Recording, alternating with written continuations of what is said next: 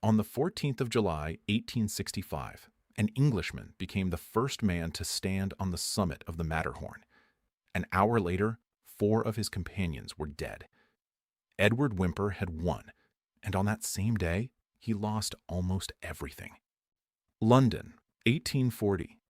In an artist's household on the south bank of the Thames, a boy is born who is meant to become an engraver, and who will instead become the most famous mountaineer of his age. Edward Whymper was the first to conquer the Matterhorn, that near-perfect rock pyramid on the border of Switzerland and Italy, the last great unclimbed summit of the Alps. But his name holds two stories at once: the triumph that crowned an era and the disaster that haunted him to his final day. This is both, his whole life, from an engraver's bench in a London workshop to a lonely death in the mountains he loved. Edward Whymper was born on the 27th of April, 1840, in Lambeth, London, the second of 11 children. His father, Josiah Wood Whymper, was a respected wood engraver and artist. From his workshop came the illustrations for the books and magazines of an age that still cut its pictures into wood by hand. As a boy, Edward learned the craft, the patient carving of fine lines into hard blocks that became printed images. He was no mountaineer.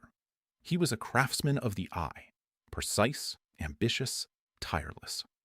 It was a world of discipline, not adventure. Whymper sat over the block hour after hour, translating other people's drawings into print. But there was more in him than patience, a drive to go out and see for himself. In his early diaries, the young man set down ambitious plans, not of summits, but of greatness in the abstract. All he lacked was the opportunity. In 1860 it came, and it came in the shape of a commission. A London publisher sent the 20-year-old Whymper to the Alps to draw mountain scenes, print-ready views for a book project. For the first time, the young engraver stood before the great peaks, the ice of the Dauphiné, the walls of Mont Pelvoux. He came to draw. He stayed because something else seized him. In these years, he also met the leading mountaineers of his country, men like Leslie Stephen, a driving force of the Young Alpine Club. These mountains were barely surveyed, many of their summits never climbed. For a young man with ambition, that was a map full of promise. In 1861, Whymper returned, this time not with the Burin, but with the ice axe. He climbed Mont Pelvoux, and from the summit he saw that a neighbor overtopped it, a peak that would later be named the Barre des Écrins, the highest point in the French Alps. In that moment, the draughtsman became a conqueror. The years 1861 to 1865 became an unbroken run. Whymper climbed through the Mont Blanc Massif and the Pennine Alps, often with the finest guides of his day. In 1864, he took the Barre des Écrins. In 1865, the Aiguille Verte, the Grand Cornier, and a point on the Grand Juras that still bears his name. He even designed his own tent, light, storm-proof, still being made a century later. In a few short years, the London engraver had become one of the most capable alpinists in Europe. It was the golden age of alpinism. One summit fell after another, mostly to British gentlemen with local guides. But one resisted them all: the Matterhorn above Zermatt, 4,478 meters high, formed of 4 ridges and 4 faces. The locals thought it unclimbable, guarded by spirits. For Whymper, this mountain became an obsession. He would not let it go for 5 years. From 1861, Whymper tried again and again, almost always from the Italian side, up the Lion Ridge, which looked the less steep. At his side was a man who knew the mountain better than anyone, Jean-Antoine Carrel, a guide from Val Tournanche, tough, proud, with the unbending stare of a soldier.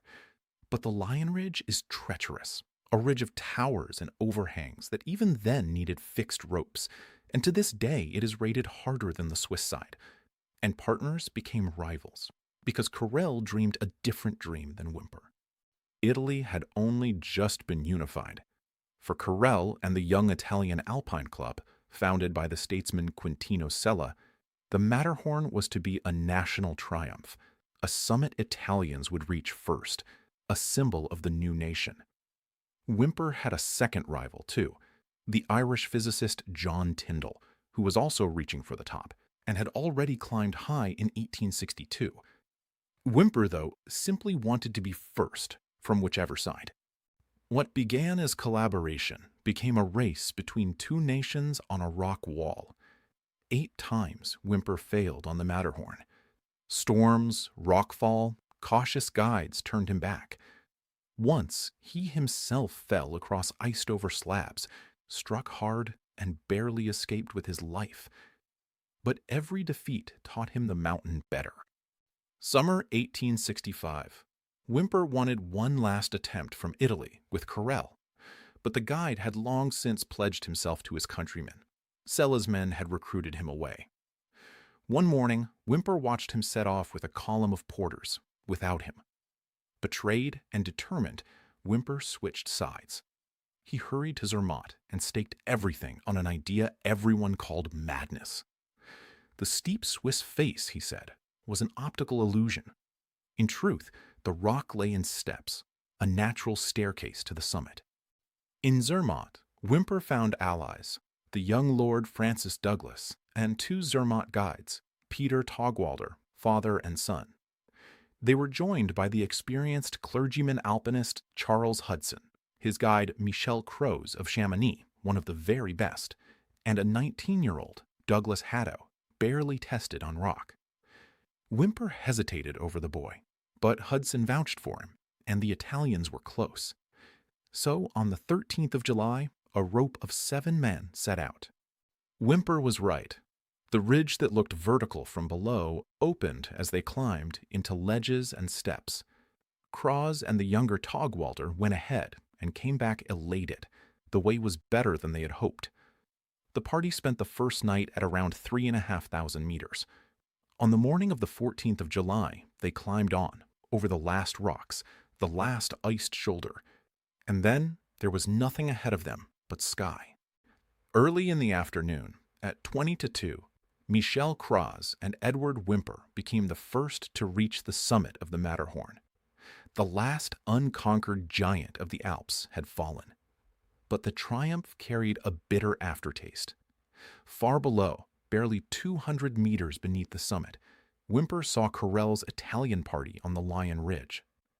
To make sure the rivals knew they had lost, the men shouted down, and when that failed, they pried loose stones and sent them crashing down the slope until the Italians looked up. Carrel turned back, beaten. Whymper's victory was more than a date. It was the choice of a line. The Hornley Ridge, which everyone then thought impossible, is today the normal route. Nearly 6 in 10 ascents follow his track. Graded assez difficult and some 1,200 meters of height gain from the hut, it is the easiest of the 4 ridges, but easy only by comparison.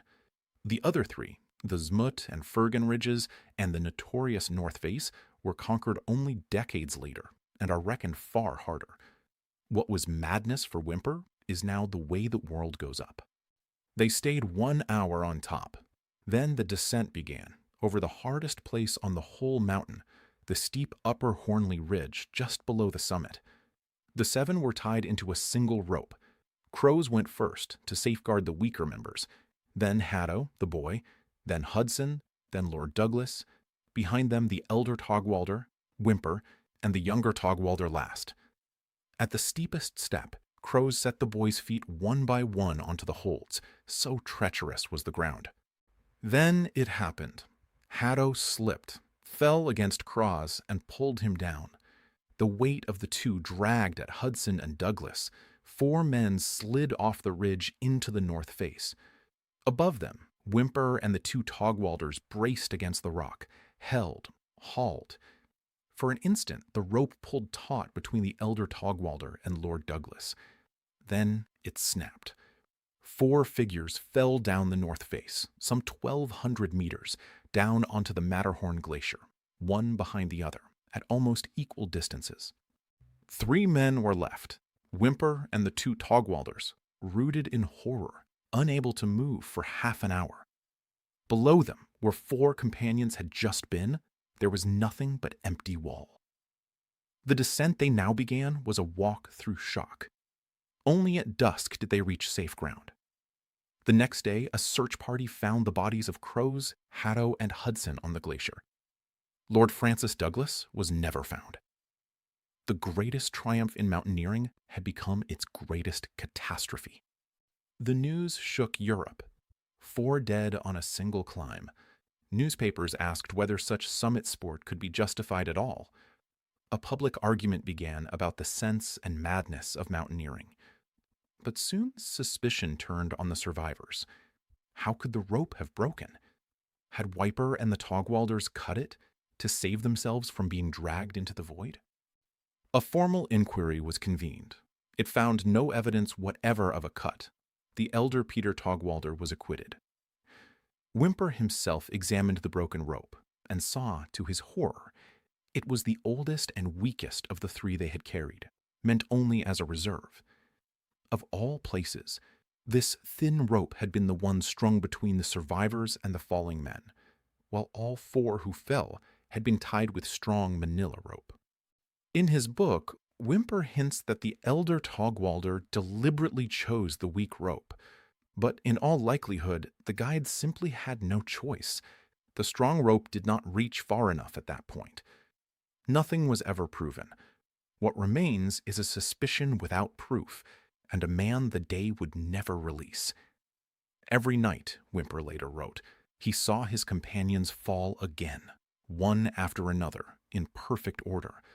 He was only 28 and would live the next 46 years in the long echo of that single hour. Whymper fled forward into the far north. Even before the Matterhorn, he had dreamed of an expedition to Greenland. The Alpine years had been practice for it too. He set out in 1867 and again in 1872. The journeys were hard. Too few supplies, an epidemic among the local people. The deep push into the inland ice that he planned, he never achieved. And yet Greenland bore fruit. Whymper brought back an important collection of fossil plants, described by scientists in London. Above all, he proved something practical, that the interior of Greenland could be explored with purpose-built sledges, an insight that pointed the way for later polar exploration. The engraver from Lambeth was now an explorer too, but the mountains calling him lay further south, at the other end of the world. In 1880, Edward Whymper traveled to Ecuador, to the volcanic giants of the Andes. His aim was not only the summit, but the science. He wanted to study what thin, high-altitude air does to the human body.